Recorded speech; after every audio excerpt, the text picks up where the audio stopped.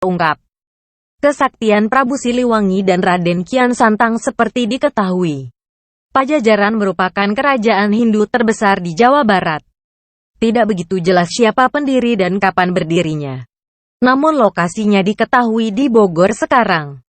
Raja-raja yang pernah berkuasa di antaranya adalah Prabu Linggaraja Kencana, Prabu Wastu Kencana, dan Prabu Siliwangi. Di antara raja-raja tersebut yang paling termasyhur adalah Prabu Siliwangi. Raja yang terkenal amat bijaksana ini beristrikan putri bernama Dewi Kumalawangi. Dari rahim istrinya ini lahirlah 3 orang putra, yaitu Raden Walangsungsang, Dewi Rarasantang, dan Raden Kian Santang. Raden Kian Santang lahir di Pajajaran tahun 1315. Dia adalah seorang pemuda yang sangat cakap. Tidaklah heran jika pada usianya yang masih muda Kian Santang diangkat menjadi Dalem Bogor kedua. Konon, Raden Kian Santang juga sakti mandraguna. Tubuhnya kebal, tak bisa dilukai senjata jenis apapun. Auranya memancarkan wibawa seorang ksatria, dan sorot matanya menggetarkan hati lawan. Diriwayatkan, Prabu Kian Santang telah menjelajahi seluruh tanah Pasundan. Tetapi, seumur hidupnya dia belum pernah bertemu dengan orang yang mampu melukai tubuhnya. Padahal ia ingin sekali melihat darahnya sendiri. Maka pada suatu hari, dia memohon kepada ayahnya agar dicarikan lawan yang hebat. Untuk memenuhi permintaan putranya, Prabu Siliwangi mengumpulkan para ahli nujum. Dia meminta bantuan pada mereka untuk menunjukkan siapa dan di mana orang sakti yang mampu mengalahkan putranya. Kemudian datang seorang kakek yang bisa menunjukkan orang yang selama ini dicari. Menurut kakek tersebut, orang gagah yang bisa mengalahkan Raden Kian Santang ada di Tanah Suci Mekah, namanya Sayyidina Ali. Aku ingin bertemu dengannya, tukas Raden Kian Santang. Untuk bisa bertemu dengannya, ada syarat yang harus Raden penuhi, ujar si kakek. Syarat-syarat tersebut adalah, harus bersemedi dulu di ujung kulon atau ujung barat Pasundan, harus berganti nama menjadi Galan Trangsetra. 2 syarat yang disebutkan tidak menjadi penghalang. Dengan segera Raden Kian Santang memakai nama Galan Trangsetra. Setelah itu ia segera pergi ke ujung kulon Pasundan untuk bersemedi. Pergi ke Mekah tak dijelaskan dengan apa Galan Trangsetra pergi ke Mekah. Yang pasti sesampainya di Arab beliau langsung mencari Sayyidina Ali. Anda kenal dengan Sayyidina Ali? Tanya Kian Santang pada seorang lelaki tegap yang kebetulan berpapasan dengannya. Kenal sekali, jawabnya. Kalau begitu bisakah kau antar aku ke sana? Bisa, asal kau mau mengambilkan tongkatku itu. Demi untuk bertemu dengan Ali, Kian Santang menurut untuk mengambil tongkat ia tertancap di pasir. Tapi alangkah terkejutnya ia ketika mencoba mencabut tongkat itu ia tak berhasil.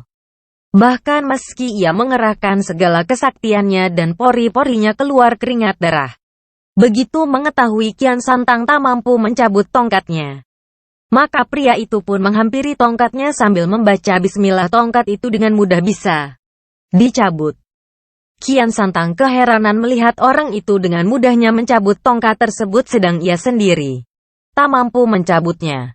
Mantra apa yang kau baca tadi hingga kau begitu mudah mencabut tongkat itu? Bisakah kau mengajarkan mantra itu kepadaku?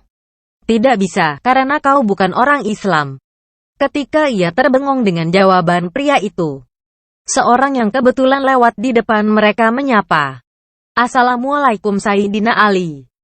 Mendengar sapaan itulah kini ia tahu bahwa Sayyidina Ali yang ia cari adalah orang yang sedari tadi bersamanya. Begitu menyadari ini maka keinginan Kian Santang untuk mengadu kesaktian musnah seketika. Bagaimana mungkin aku mampu mengalahkannya, sedang mengangkat tongkatnya pun aku tak mampu, pikirnya. Singkat cerita akhirnya Kian Santang masuk agama Islam. Dan setelah beberapa bulan belajar agama Islam ia berniat untuk kembali ke Pajajaran guna membujuk ayahnya untuk juga ikut memeluk agama Islam. Usaha Kian Santang mengislamkan ayahnya sesampainya di Pajajaran. Dia segera menghadap ayahandanya. Dia ceritakan pengalamannya di Tanah Mekah dari mulai bertemu Sayyidina Ali hingga masuk Islam. Karena itu ia berharap ayahandanya masuk Islam juga.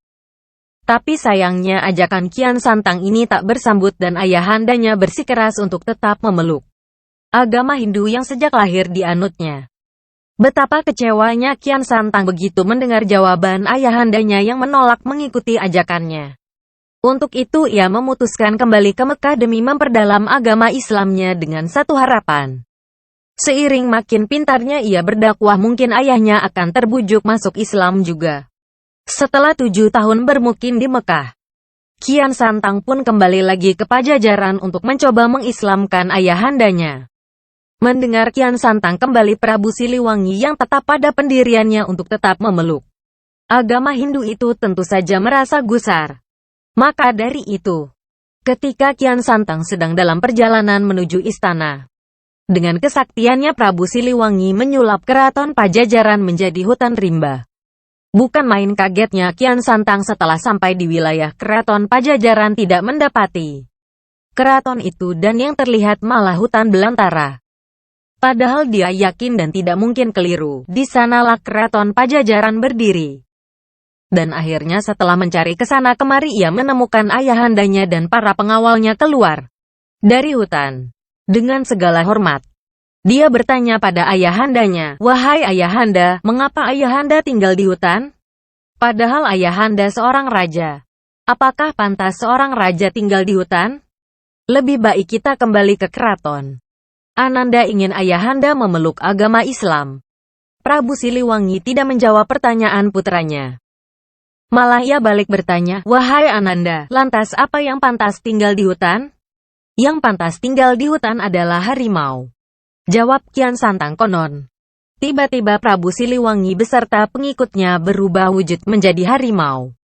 Kian Santang menyesali dirinya telah mengucapkan kata harimau hingga ayahanda dan pengikutnya berubah wujud menjadi harimau. Maka dari itu, meski telah berubah menjadi harimau, namun Kian Santang masih saja terus membujuk mereka untuk memeluk agama Islam. Namun rupanya harimau-harimau itu tidak mau menghiraukan ajakannya. Mereka lari ke daerah selatan, yang kini masuk wilayah Garut. Kian Santang berusaha mengejarnya dan menghadang lari mereka. Dia ingin sekali lagi membujuk mereka. Sayang usahanya gagal. Mereka tak mau lagi diajak berbicara dan masuk ke dalam goa yang kini terkenal dengan nama Goa Sancang, yang terletak di Leweng Sancang, di Kabupaten Garut. Terima kasih subscribe Rahayu Malik.